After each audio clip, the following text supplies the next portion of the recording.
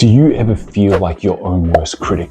Or are you constantly worried about what others may think? These subtle signs may be a cause of a deeper issue, a lack of self-love. In today's video, we're diving into 6 surprising signs that you might not be giving yourself the love and care that you deserve. We often think of self-love as liking ourselves, but it's so much more. It's about acceptance, compassion, and prioritizing our well-being. But how can you tell if you're truly embracing self-love? We'll explore behaviors and how to explore them so that you can start changing. Self-love is not just a feel-good buzzword. It's a foundation for a fulfilling life. When we lack self-love, we may struggle in relationship, in our career, and even in our health. But don't worry, recognizing these signs is the first step towards empowering and a more compassionate relationship with yourself. So let's look at the first sign. Let's start with the big one, being too hard on yourself. This is one that many of us have been guilty of, and it can be incredibly damaging. Self-criticism can sometimes feel like a way to push ourselves to do better, but there is a fine line between self-reflection and harsh self-judgment. When you're too hard on yourself, every mistake feels like a catastrophe, and you start thinking in your head and you beat yourself up over and over and over and over. Imagine this. You've had a long day, and the smallest mistake feels like the end of the world. You might think, why can't I get anything right?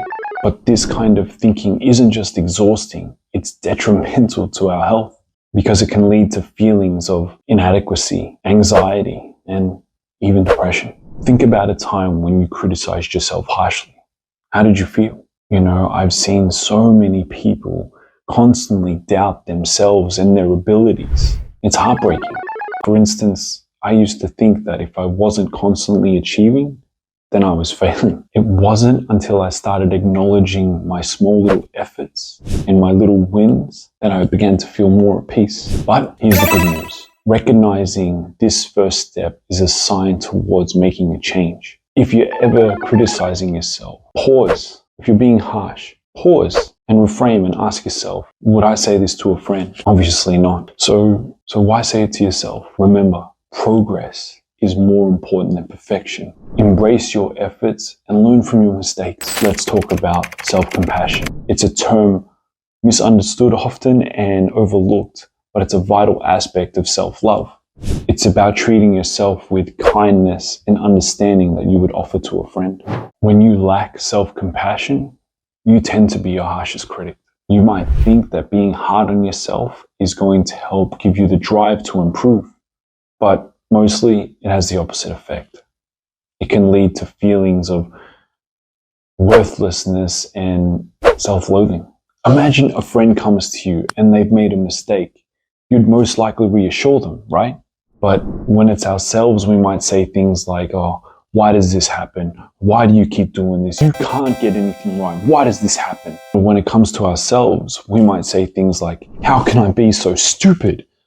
Why does this always happen? How come I keep doing this? This lack of compassion not only hurts our self-esteem, but hinders our growth and happiness. I have seen so many people in this cycle of negativity thinking they're being realistic or toughening themselves up. But there's nothing tough about beating yourself up. For example, I used to think that showing off my weaknesses made me not strong enough. But in reality, showing off my weaknesses made me stronger. Accepting my vulnerabilities made me stronger and made me more resilient. The good news is self-compassion is something you can cultivate. Start by being mindful of your inner dialogue. Next time you catch yourself being too harsh, ask yourself and pause and ask, would I do this to somebody that I care about? If the answer is no, then it's time to change your approach. Embrace the idea that it's okay to make mistakes, and being kind to yourself is a strength, not a weakness. Practice self-compassion and watch how it transforms your outlook on life. Another sign in lacking in self-love is the fear of being judged. It's natural to care about others' opinions to an extent, but when it dictates your actions and choices, that's when it becomes a problem. Fear of judgment can hold you back from second-guessing yourself, from truly expressing yourself. It will make you question your thoughts, actions, and words. Think about how exhausting it is trying to fit into others' expectations. You might find yourself editing your thoughts, words, and actions because you're afraid that If you were to express your true self, you wouldn't be accepted. This self-censorship can lead to feelings of isolation and frustration because you're not living authentically. I used to avoid sharing my true interests and passions for fear of being judged because it was boring or shame. It wasn't until I started embracing what made me unique that I was able to really captivate people in terms of what my passions were. I was able to hook them and they could see the real truth about what I am and who I am. Another major sign that you are lacking in self-love is neglecting self-care, particularly when it comes to your health and well-being. It's easy to let our own needs slip because of the hustle and bustle and grinding of everyday life. But consistently ignoring your needs, that could be a sign of a red flag. Self-care is more than an occasional treat. It's about a regular practice that supports our mental, physical, and emotional well-being. When you don't prioritize your self-care, you might ignore meals, you might overeat, you might not exercise, and you may not even sleep. Or you may sleep too much. These behaviors might seem minor at first, but they add up over time, which can then cause bigger problems. They can add up over time, leading to more negative effects that impact your life. Consider this. Constantly feeling tired, stressed, or overwhelmed. It's not normal. It might be a sign that you're not taking proper care of yourself. Neglecting self-care can lead to burnout, anxiety, and just a general dissatisfaction of life. You may find it harder to handle stress, and it may be more challenging to enjoy the things that you love. I have seen periods where friends and family have put everyone and everything before themselves, thinking that they were being selfless. But you can't pour from an empty cup. I remember in my own life, times when I have gone through a rough breakup and I would neglect in self-care. I would stop eating or I wouldn't enjoy the things that I once loved. And eventually I realized that I need to start taking care of myself. I need to look after myself. And once I made that a priority again, I was able to slowly feel better and get energized and get back on track. The good news is self-care doesn't have to be complicated or time-consuming. It can be as simple as taking a few minutes each day to relax, eat a nutritious meal, exercise, and give yourself that time for yourself. Small, consistent actions can make a big difference. And remember, taking care of yourself is not selfish. It's essential. By prioritizing your well-being, you're equipping yourself to handle life's challenges and stresses and be able to live more fully present in the moment. Settling for less than you deserve is a clear sign of lacking in self-love.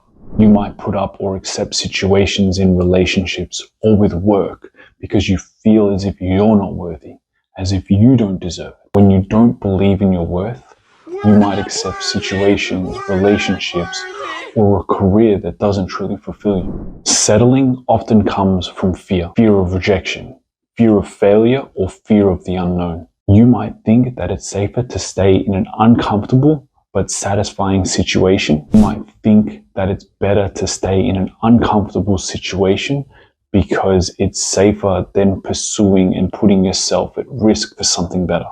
However, this mindset can prevent you from achieving your full potential and experiencing true happiness. Imagine spending years and years in a job that simply drains you because you're afraid of seeking something that is more in line with your passions. Or staying in a relationship that doesn't bring you joy because you're afraid of being alone. This kind of settling can lead to a deep regret and a persistent sense of unfulfillment. I have spoken to many people who settle in their lives simply because they think that's the best that they can do. One friend in particular stayed in a job she hated for years because she thought that she wasn't capable of finding and doing anything better. It wasn't until one day she took the leap to realize that she could pursue her passions and find new fulfillment and happiness. Believing in your self-worth is critical. It means knowing that you're willing to take risk to achieve it because you are worth it. It might be scary. It might be terrifying, but the rewards are worth it. Whether it's pursuing a new career or ending a toxic relationship or simply setting higher standards for yourself, refusing to settle is a powerful act of self-love. Remember, You're worthy of the best. The final sign today that we're going to discuss is hiding your true self, also known as masking. While it's common to adapt this behavior in common social situations, consistently hiding who you truly are can be a sign of a deeper issue. Masking involves concealing your true feelings, thoughts, or actions to fit in or to be accepted by others. It can be a useful skill in moderation in certain social situations. Doing it all the time can lead to a disconnect from your true self. It creates a constant tension of who you are and who you think you should be. Imagine always putting up a front, never letting your guard down. Over time, this can become exhausting and isolating. You might start to lose sight of who you really are, which can lead to feelings of emptiness and dissatisfaction. It is difficult to form genuine connections with others when you're not being authentic. I remember a friend who was always the life of the party, always agreeing with everyone. But in private, he felt deeply understood and lonely because he was never his true self. You guys are crazy. Best night of my life. I'll be right back. It wasn't until he started being honest about his true intentions and his interests that he was able to begin to form building meaningful connections and relationships. It wasn't until he started talking about his own interest was he able to then be his true self, and that enabled him to build more meaningful relationships. The key to overcoming this is to start embracing your true self little by little. It's about being honest with yourself and others, even if it's uncomfortable at the start. Start by sharing your true thoughts and feelings in a safe space with someone whom you trust. The more you practice, the easier it will become. Remember, the right people will appreciate you for who you are, not on who you pretend to be. Authenticity is a cornerstone of self-love and genuine relationships. We have explored 6 signs that might indicate a lack of self-love: being too hard on yourself, a lack of self-compassion, fear of being judged, neglecting your self-care, settling for less, and hiding your true self. Recognizing these signs is the first step towards making positive changes. Remember, self-love is a journey, not a destination. It's about making a conscious decision to treat yourself with kindness, respect, and compassion every single day. You deserve to live a life that is fulfilling and true to who you really are. If you found this video helpful, share it with someone who needs to hear this, and subscribe for more personal growth and relationship insights. Leave a comment below and tell me which sign resonated most with you and what steps are you going to take to truly embrace self-love